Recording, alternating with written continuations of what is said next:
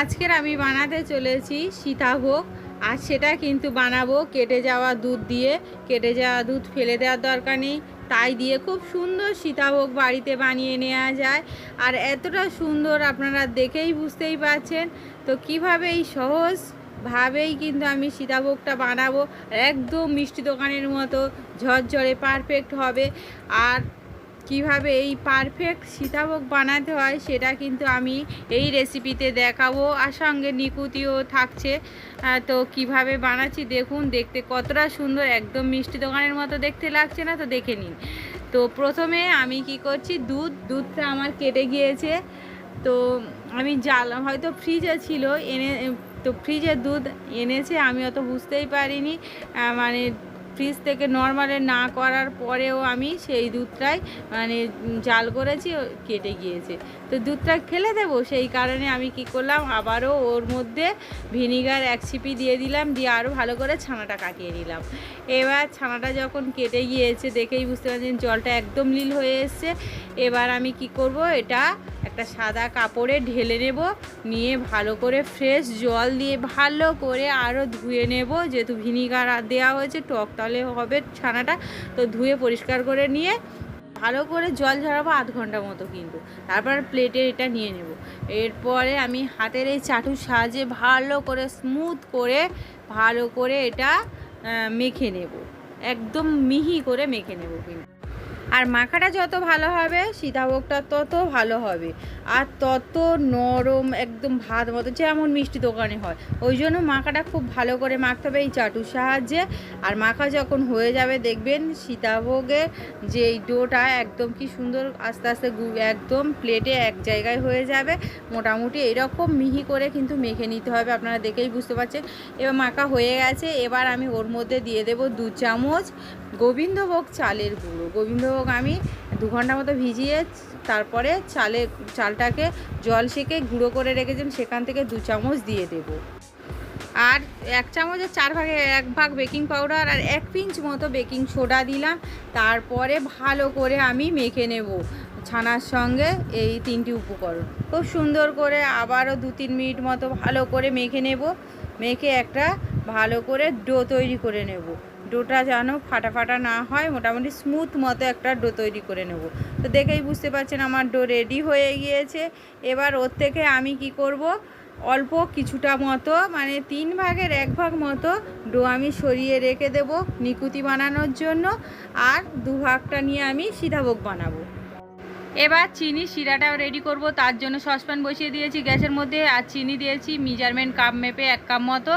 আর জল দেব কিন্তু আমি ঠিক অতটাই মতো। এরপরে আমি ওর মধ্যে 2-3টে এলাচ ফাটিয়ে দিয়ে দেব, বা থেতো করে দিয়ে দিলাম। তারপরে শিরাটা আমি রেডি করে নেব। শিরাটা কিন্তু খুব মোটা হওয়ার দরকার নেই, শিরাটা একটু ফুটে আসলে মিনিটখানেক রেখে দিলে হয়ে যাবে শিরা। কারণ সীতাভোগের শিরা খুব একটা মোটা হয় না। তো ফুটে আসার পরে 1 মিনিট মতো জাল করে নিলে হয়ে যাবে। তো একটুখানি তেল জাতীয় শিরা যাকে বলে। তো আমার শিরা রেডি হয়ে গিয়েছে। এবার এটা ঢাকা বন্ধ করে আমি রেখে দেবো সাইডে।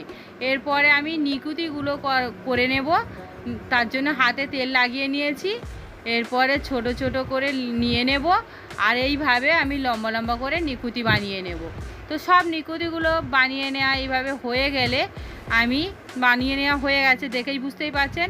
তো এবার আমি কি করব, এটা সাইডে সরিয়ে রেখে গ্যাস অন করে কড়াই বসিয়ে দিয়েছি। আর কড়াইয়ে সাদা তেল দিয়ে দেবো পরিমাণ মতো ভাজার জন্য। এরপরে হালকা তেল গরম হলে আমি নিকুতিগুলো ওর মধ্যে ছেড়ে দেবো একটা একটা করে। খুব বেশি গরম করার দরকার নেই, কারণ মিষ্টির তেল বেশি গরম হলে মিষ্টিটা তাড়াতাড়ি পুড়ে আসে। যে কোনো মিষ্টি হালকা গরমে ছাড়লে খুব ভালো হবে। তো এরপরে আমি গ্যাসের আঁচটা কিন্তু একদম মিডিয়াম টু লোতে রেখেই ভাজছি। আস্তে আস্তে একটু সময় ধরে মোটামুটি এটা সুন্দর করে লাল লাল করে ভেজে নেব। তো কালার সুন্দর চলে এসছে। এবার আমি এগুলো তুলে নেব, নিয়ে আমি অন্য একটা বাটিতে আমি কিছুটা শিরা তুলে নিয়েছি। তার মধ্যে কিন্তু এই নিকুতিগুলো দিয়ে দেব, দিয়ে একটু চামচ দিয়ে ঘেঁটে দেব। তারপরে এটা ঢাকা দিয়ে অন্য জায়গায় সাইডে সরিয়ে রেখে দেবো, এটা ফুলে ওঠার জন্য। এবার ওই তেলের মধ্যে আমি সীতাভোগ বানাবো। তার জন্য আমি এরকম গ্রেটার নিয়েছি, আর গ্রেটারে এইভাবে গ্রেট করে করে দিতে হবে, দিলেই হয়ে যাবে। দেখুন কত সুন্দরভাবে হয়েছে, তো আপনারা দেখেই বুঝতেই পারছেন। আর সীতাভোগের তেলটাও মিডিয়াম গরম রাখতে হবে, খুব গরম হলে পুড়ে যাবে। আর এইরকম সাদা সাদা করে কিন্তু তুলে নিতে হবে, বেশিক্ষণ ভাজার দরকার হয় না, একটুখানি ভাজলেই হয়ে যায়, 30-40 সেকেন্ড। দেখেই বুঝতে পারছেন কীভাবে আমি করছি। এই রকম একইভাবেই কিন্তু আমি বানিয়ে নিচ্ছি, দেখে কতটা সুন্দরভাবে হচ্ছে আপনারা তো দেখেই বুঝতেই পারছেন। তো এইভাবে কিন্তু আমি আবার এগুলো একইভাবে কিন্তু মিনিট খানেক মতো লাগে, 30-40 সেকেন্ড, 1 মিনিট, ওর থেকে বেশি সময় লাগে না, তাহলে লাল হয়ে যাবে, একদম ভালো হবে না। আর আঁচটা কিন্তু একদম মিডিয়াম টু লোতে রেখে ভাজতে হবে কিন্তু। এইরকমভাবে আমি বাকি সব সীতাভোগ কিন্তু বানিয়ে নেব। তো সবগুলো আমার মোটামুটি বানিয়ে নেওয়া হয়ে গেলে আমি দেখাচ্ছি। দেখুন মোটামুটি সবগুলো সীতাভোগ আমার এইভাবে বানিয়ে নেওয়া হয়ে গেছে। সব সীতাভোগ যখন বানিয়ে নেওয়া হয়ে গেছে আমি প্লেটে দেখাচ্ছি। দেখুন দেখতে কতটা সুন্দর হয়েছে ভাজাটা। এবার আমি কি করব, এটা চিনির শিরার মধ্যে দেব। তো চিনির শিরা আমার ঠান্ডা হয়ে গিয়েছে, তাই একটুখানি ফুটিয়ে নেব। ফুটিয়ে নেওয়া হয়ে গেছে, এবার ওর মধ্যে আমি সীতাভোগ ভেজে রাখাগুলো দিয়ে দেব।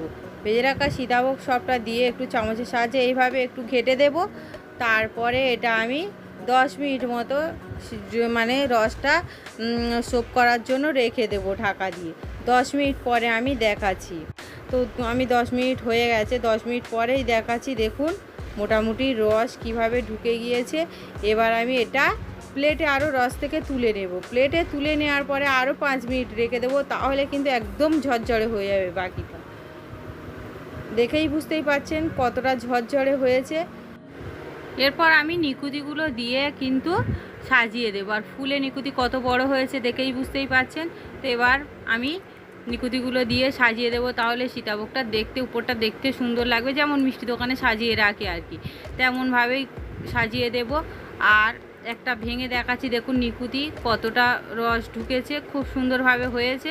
তো আপনারা বাড়িতে এইভাবে কিন্তু বানিয়ে নিতে পারেন। দেখে একদম মনে হচ্ছে না যে মিষ্টি দোকানের সীতাভোগ, একদম পারফেক্ট মিষ্টি দোকানের সীতাভোগ মনেই হচ্ছে। তো আপনারা এইভাবে বানাতে পারেন। আর কতটা ঝরঝরে হয়েছে সেটাও আপনারা দেখেই বুঝতেই পারছেন। আমি হাত দিয়েও একটুখানি দেখিয়ে দিচ্ছি, দেখুন কতটা ঝরঝরে হয়েছে, আপনারা দেখেই বুঝতেই পারছেন। ওটা মানে শিরা থেকে তোলার পরে কিন্তু 5-7 মিনিট রেখে দিলে এরকম ঝরঝরে হয়েই যাবে।